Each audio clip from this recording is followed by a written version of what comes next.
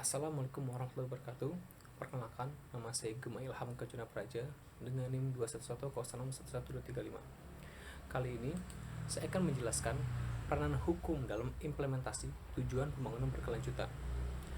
Tujuan pembangunan berkelanjutan adalah tujuan yang diadopsi PBB pada tahun 2015 untuk mencapai pembangunan berkelanjutan di seluruh dunia.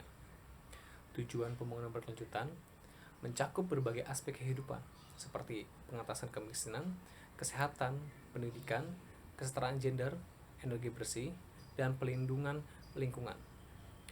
Untuk mencapai tujuan pembangunan berkelanjutan, peraturan perundang-undangan memegang peranan yang sangat penting.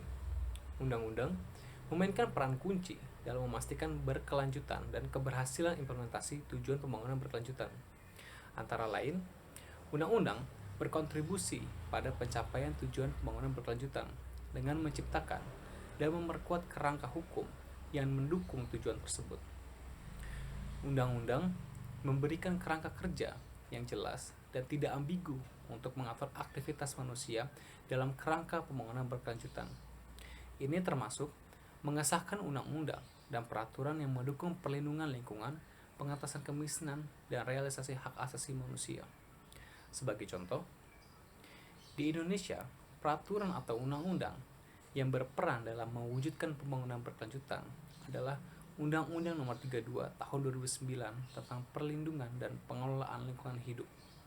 Perlindungan dan pengelolaan lingkungan hidup berdasarkan pasal 1 angka 2 Undang-Undang Nomor 32 Tahun 2009 tentang Perlindungan dan Pengelolaan Lingkungan Hidup adalah upaya sistematis dan terpadu yang dilakukan untuk melestarikan fungsi lingkungan hidup dan mencegah terjadinya pencemaran dan atau kerusakan lingkungan hidup yang meliputi perencanaan, pemanfaatan, pengendalian, pemeliharaan, pengawasan, dan penegakan hukum. Pengendalian dampak lingkungan hidup merupakan upaya untuk melakukan tindakan pengawasan terhadap suatu aktivitas yang dilakukan oleh setiap orang, terutama perusahaan-perusahaan yang menimbulkan dampak besar terhadap lingkungan. Dalam hal ini, dampak lingkungan hidup diartikan sebagai pengaruh perubahan pada lingkungan hidup yang diakibatkan oleh suatu usaha dan atau kegiatan. Oleh karena itu, upaya perlindungan dan pengelolaan lingkungan hidup menjadi kewajiban bagi negara, pemerintah, dan seluruh pemangku kepentingan dalam pelaksanaan pembangunan berkelanjutan agar lingkungan hidup Indonesia dapat tetap menjadi sumber dan penunjang hidup bagi rakyat Indonesia serta makhluk hidup lain. Ketentuan pasal 1 angka 3 Undang-Undang Nomor 32 Tahun 2009 tentang Pelindungan dan Pengelolaan Lingkungan Hidup menetapkan bahwa pembangunan berkelanjutan sebagai upaya dasar dan terencana yang memadukan aspek lingkungan hidup, sosial, dan ekonomi ke dalam strategi pembangunan untuk menjamin keutuhan lingkungan hidup serta keselamatan, kemampuan, kesejahteraan, dan mutu hidup generasi masa kini dan generasi masa depan. Pengelolaan lingkungan hidup memberikan kemanfaatan ekonomi, sosial, dan budaya, serta perlu dilakukan berdasarkan prinsip kehati-hatian, demokrasi lingkungan, desentralisasi, serta pengakuan dan penghargaan terhadap kearifan lokal dan kearifan lingkungan. Sehingga, lingkungan hidup Indonesia harus dilindungi dan dikelola dengan baik berdasarkan asas tanggung jawab negara, asas keberlanjutan, dan asas keadilan. Selain itu, undang-undang juga membantu menciptakan kondisi yang memungkinkan masyarakat berpartisipasi dalam pembangunan berkelanjutan. Partisipasi masyarakat merupakan faktor kunci dalam mencapai tujuan pembangunan berkelanjutan, karena melibatkan semua pemangku kepentingan dalam pengambilan keputusan yang berdampak pada keberlanjutan.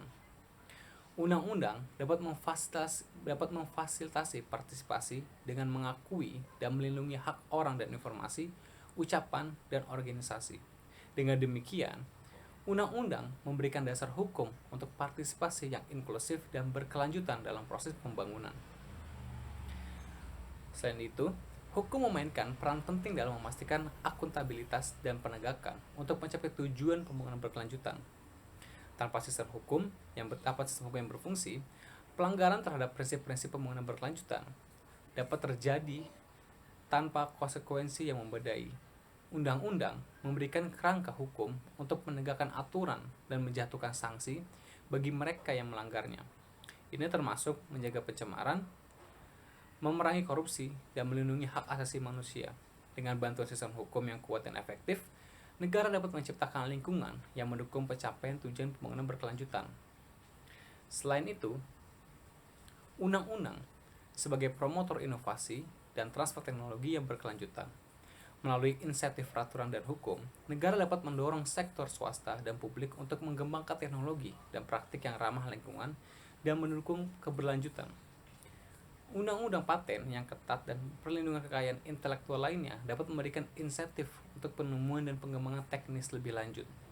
Selain itu, undang-undang juga dapat memfasilitasi transfer teknologi dan negara industri dari negara industri ke negara berkembang dan dengan demikian berkontribusi bagi pencapaian tujuan global untuk pembangunan berkelanjutan.